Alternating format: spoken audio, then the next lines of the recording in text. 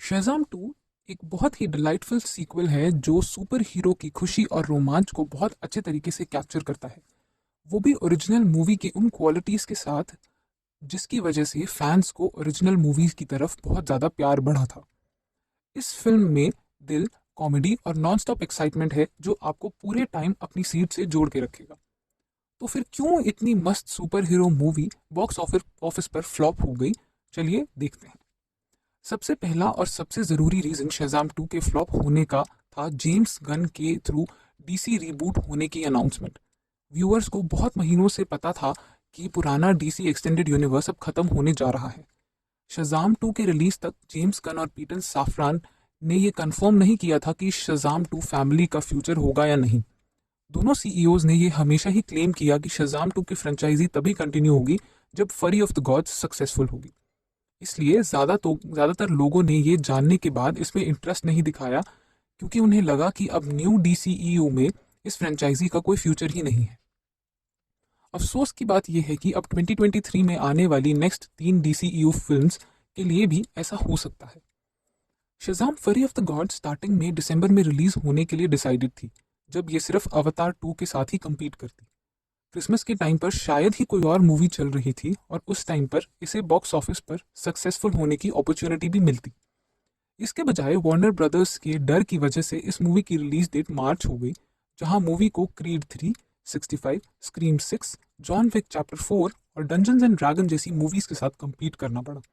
ये सारी मूवीज बहुत ही अमेजिंग हैं और इनफैक्ट सबको ये मूवीज देखनी भी थी। इस तरह के क्लटर्ड मार्केट में रिलीज करने का मतलब था इस मूवी को मरने के लिए भेजना।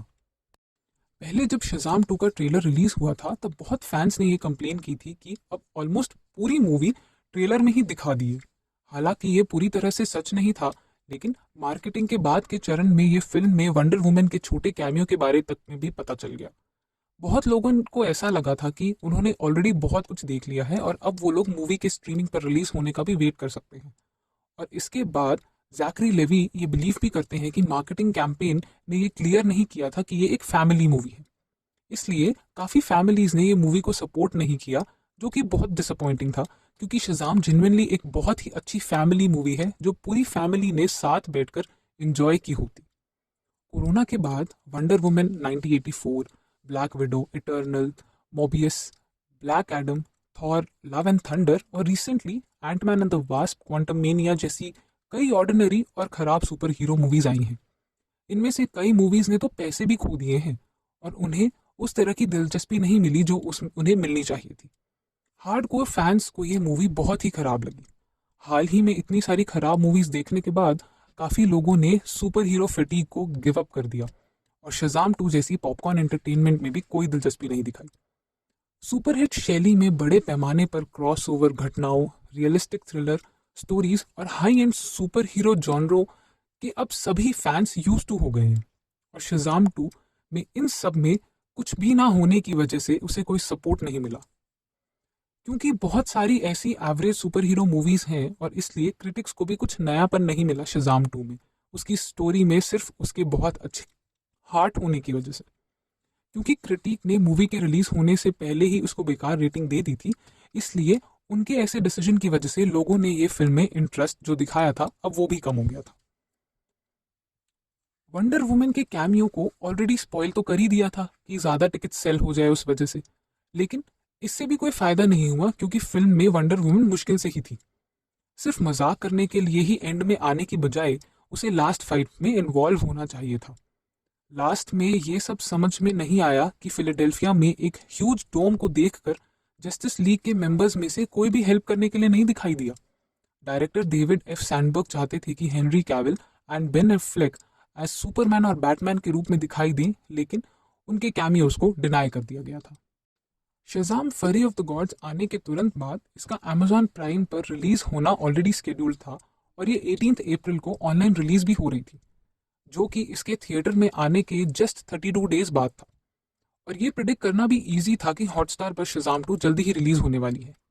इसलिए ये देखते हुए कि सिनेमा में रिलीज होने के तुरंत बाद ये मूवी लोगों के घरों में इजीली अवेलेबल हो जाएगी, कई लोग इसे स्किप कर गए और सेम टाइम पर दूसरी रिलीज हुई मूवीज को देखने गए। लेकिन इस सब के बावजूद लोगों को शज़ाम 2 ज़रूर देखनी चाहिए। ये एक बहुत ही प्यारी और बहुत ही वंडरफुल सुपर हीरो फिल्म है जो इतने लंबे टाइम के बाद आई है। जैकरी लेवी टाइटल हीरो के रोल में बिल्कुल परफेक्ट है। अपना एक सेंस ऑफ वंडर और बच्चों जैसे उत्साह को अपने रोल में लाने की वजह से उनका रोल बहुत ही इन्फेक्शियस है। एक्सीलेंट एक्टिंग से परे जो शज़ाम को एक्चुअल में अलग करता है वो है उसकी ह्यूमर और हार्ट को बैलेंस करने की एबिलिटी। ये एक ऐसी फिल्म है जिसे पता है कि कब सीरियस होना है और कब कॉमेडी, और ये दोनों को ही बहुत अच्छे तरीके से मैनेज भी करता है। फिल्म कभी भी अपने इमोशनल सीन्स के भावनात्मक दांव को नहीं खोती और वास्तविक रूप से दिल को छू जाने वाले कुछ बहुत अच्छे मोमेंट्स देती है।